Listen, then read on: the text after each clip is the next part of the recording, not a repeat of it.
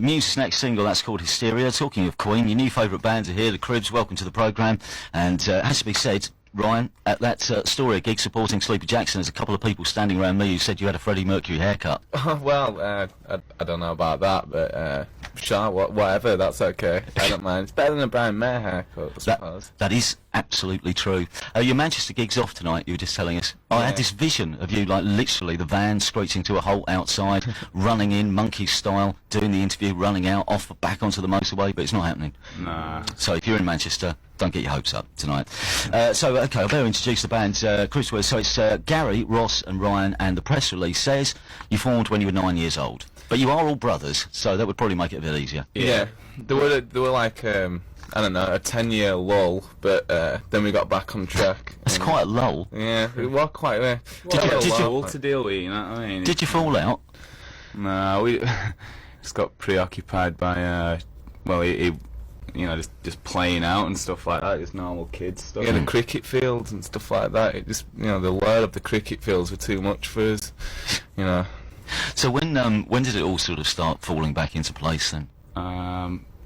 Well, we just set a studio up in Wakefield because you know, there's not really much going on for bands in Wakefield, so we just thought we'll set a studio up and, you know, get some local bands down, and like, I don't know, we had so much time on our hands, we decided to record some of our own stuff, you know. And what were you listening to at the time? What sort of music? Because it's quite an eclectic. I sense quite an eclectic mix of stuff. I mean, there's some sort of raw American influences, but there's very strong British undercurrent almost. Yeah, we really like the Smiths, and you know, like there's a lot of like American indie stuff, like you know, like K Records bands, stuff like that. Sonic Youth, Bobby Conn. All that kind of yeah, all sorts of stuff really. Beatles, mainly, I suppose. So when you decided, right, we're actually going to do this properly, did you look for another drummer, or did you just go into Ross's room and say, you're playing drums, mate, you've got no choice in this? Yeah, well, if we'd had another brother, maybe we could have done some auditions, but the only one left, so we drew the short straw. Right, okay. And I mean, were you already playing drums? Yeah. Or did you have to learn them? No, I never really had to learn them. It's I've been playing in bands as well, like when I was younger, and these two were in a band as well. But I don't know, we just kind of ended up together, like with us all playing like band instruments, you know. I do remember that as first practice, you were like, I was thinking, I don't know if this is gonna work, because you'd kind of like forgotten how to drum after like after a long time out drumming, but and then all of a sudden he's then a good drummer. So we're still on a hierarchy, you know, like you know, we was living together, like I was the eldest, so, you know, I guess I got the top bunk and like first refusal on stuff, and so when it came to instruments, I got first refusal on instruments. Bass were the easiest to play, so I took that, and no one wants to be a drummer, so the youngest became the drummer. I see. It works really swimming. What did you do? Did you rehearse in the garage at home or something? Well, we used to rehearse in the bedroom, but then when we set the studio up, you know, we kind of decamped somewhere a little bit more spacious, without beds. And is it stranger being obviously three brothers in a band? It's hard enough for two in Oasis, but do you know what I mean?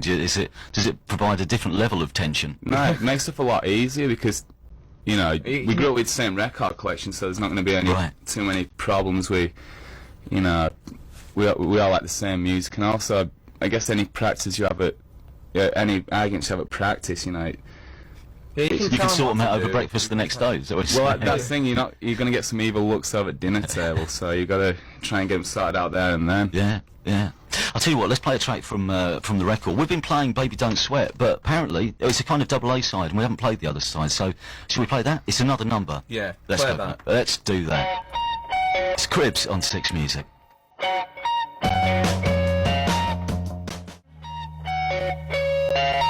One of two excellent tracks on the new Cribs single, which you can find on Wichita Records, and that is another number. I forgot when we were talking about the rehearsal thing. I always have to ask these two questions. Actually, we'll just do this one. What was the cover version that you did, which you started with? Every band has a cover version, which they used to first do. God, it's going to be tough, is that? Maybe... I think it would probably Will You Still Love Me Tomorrow. Yeah, we did Will You Still Love Me Tomorrow. We used to try Surfer Girl by the Beach Boys, but that was just too tough for us. So. Really? Was the harmonies or just the yeah, well, I don't know. just kind of in general, it's that's going to be a tough song to get right. 'Cause it's such a good song. By the way, we didn't start with a cover anyway. Because what happened was, we started going because there was this studio, and his old drummer had some gear nicked, and he thought it were there. So we booked in under a different name. We thought, let's go and like see if it's there. Got there and it wasn't. And so to stop him getting kind of suspicious about it, we just thought, oh, we better play some music, and there were us three there, so we just played a song. That was it, and that's where we got together. And so bring us up to date then. How did Wichita find out about you? Were you sending tapes out? Or not really. We never really sent out many records at all. We sent out one to get a gig at the Lead Mill in Sheffield, and one of the guys there just passed it on to I think it was Virgin or something like that, and that started the ball on. We got a lot of people in touch. We signed a publishing deal, and they kind of fanned the flames, I suppose. Spent a year writing the album, finished writing songs. What is it with Wakefield as well at the moment? With you got the Blueskins down the road. I have no idea. It's the new Detroit. That's what they're saying down here. I think the thing is, it must just be complete one-offs. It's like, because the Blueskins, they're kind of, you don't see them around Wakefield too much, and I don't know, probably the same with us. We kind of, there's some really good nights. People put on good nights. I guess people try harder because there's so little going on. But if you're part of the scene, it's like you don't want to be. There is no Wakefield scene as such. Really, you can get really bogged down. I'm amazed and I'm really stoked about it. I'm really pleased with the Blueskins, and I don't know. It's just a bizarre thing. It's just an anomaly. It doesn't make any. A strange synchronicity. You both arrive at the same time, both on quite cool sort of independent labels and everything. It's quite weird.